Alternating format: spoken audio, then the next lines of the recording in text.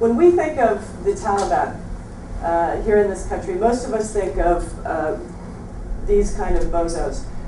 Filthy, wearing rubber sandals, fanatics living in caves, religious warriors fighting for ideology, accessorizing with Kalashnikovs and RPGs, soldiers, holy warriors, soldiers for Islam, right? This is our impression of the Taliban.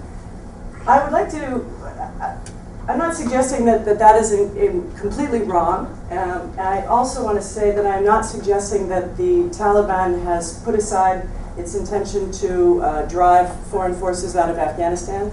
I am certainly not suggesting that Al-Qaeda has put aside its intentions to attack the West. However, I think that we have underestimated our enemy out there because of this perception that people have, and we have, by and large, ignored the enormous financial forces that are behind them.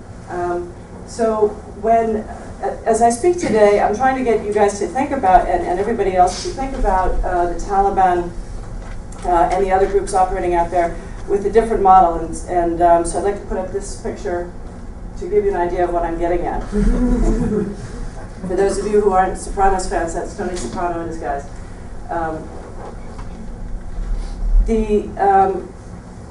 I have spent the last 5 years studying the operations of these various groups operating along the border at the ground level. And as I said, I'm not putting aside I'm not denying that their intentions are still those of terrorist and extremist groups. However, on the operational level, when you look at their day-to-day activities, they start to look a lot more like members of the mafia than holy warriors.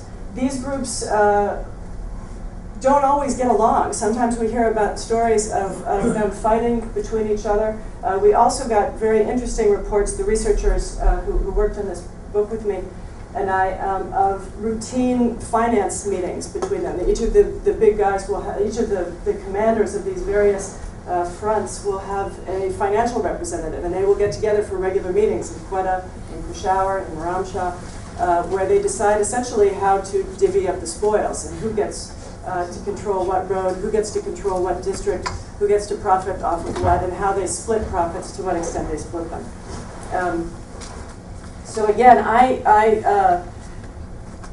compare those meetings to the ones you see in mafia movies of the New York boss meeting with the New Jersey boss, except that they probably don't have as much Chianti and prosciutto at these meetings in Afghanistan and Pakistan.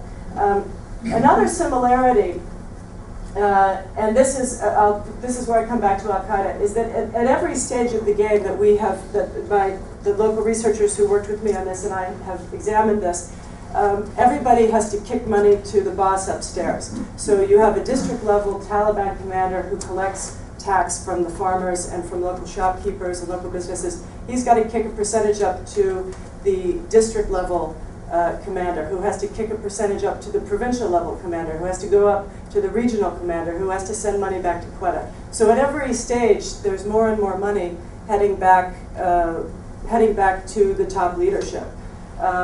And I believe that a similar system operates inside of Al-Qaeda, but we weren't able to ever follow it back up the chain there. But if that's the case, it's a pretty scary indication of what kind of how well financed they may be now.